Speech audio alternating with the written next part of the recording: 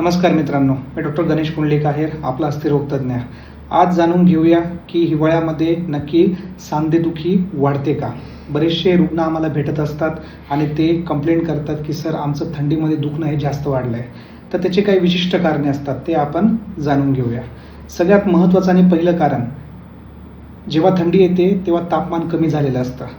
तापमान कमी झाल्यामुळे जे काही आपल्या स्नायू असतात, उती असतात, लिगामेंट वगैरे सगळ्या गोष्टी ज्या असतात त्या आकुंचन पावलेल्या असतात आणि आकुंचन पावल्यामुळे त्यांची लवचिकता कमी होते. लवचिकता कमी झाल्यामुळे एकूणात वेदना वाढतात.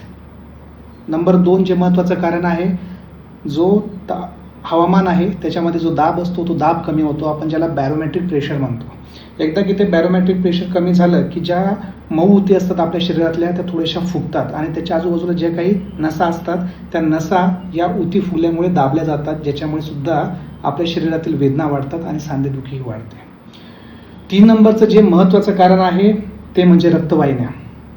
आपल्या शरीरामध्ये जे काही रक्तवाहिन्या असतात कमी तापमानामुळे त्या व्हॅझोकन्स्ट्रिक्ट म्हणजे आकुंचन पावलेल्या असतात. त्यामुळे येतोनात काय होतं की जे रक्तपुरवठा असतो उतींना, स्नायूंना, तो रक्तप्रवाह कमी झालेला असतो आणि रक्तप्रवाह कमी झाल्यामुळे सुद्धा आपल्या वेदना या वाढतात.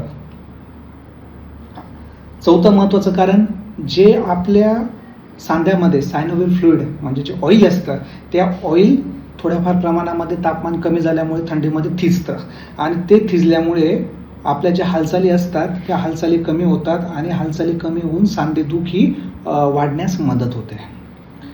तसंच जे सांधा असतो सांध्यातलं घर्षणसुद्धा वाढतं हे ऑइल थिजल्यामुळे, ज्याला आम्ही सायनोव्हियल फ्लुइड असे म्हणतो. ही 4 प्रमुख कारणं झाली. तसेच जे 5वं महत्त्वाचं कारण आहे की ओव्हरऑल जी असते माणसाची जी ॲक्टिव्हिटी असते थंडीमध्ये कमी होऊन जाते. बाहेर जे माणसं असतात जे डेली योगा वगैरे करतात, व्यायाम करतात, ते थंडीमध्ये जास्त हालचाली करत नाही आणि त्याच्यामुळे जे आपले सांधे असतात ते सांधे दुखायला लागतात कमी हालचालींमुळे. नंतरचे जे महत्त्वाचं कारण आहे, थंडीमध्ये हा सूर्यप्रकाश पुरेसा येत नसतो. सूर्यप्रकाश पुरेसा येत नाही त्यामुळे आपल्या शरीराला व्हिटॅमिन डी भेटत नाही आणि व्हिटॅमिन डी भेटत नाही त्यामुळे आपले हाडं जी असतात ती थोडीशी दुर्बळ होतात आणि याचा एकूणात परिणाम आपल्या शरीरावर होतो आणि आपल्या शरीरातील सांधे आणि स्नायू हे दुखावले जातात.